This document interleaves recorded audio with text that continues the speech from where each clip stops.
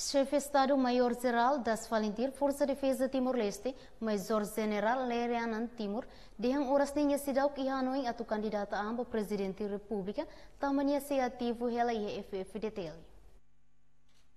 Questão nesse chefe de Estado-Maior-General das Valentir Força de Defesa Timor-Leste, Major-General Lere Timor, hatoba jornalista Sira e o Palácio Presidente Berupite quarta ne.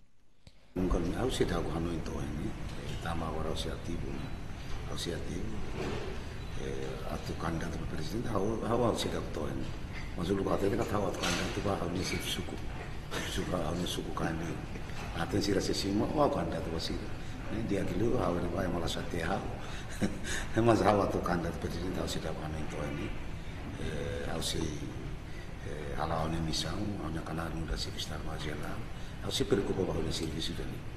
Major Lere dehan kona banyak mandato ne decisão política ne labela decidi kata banhira makremata vai betuir lolos tina idane remata ona.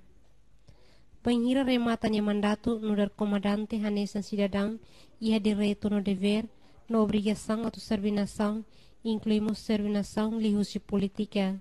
Emerência na Pinto, STL News.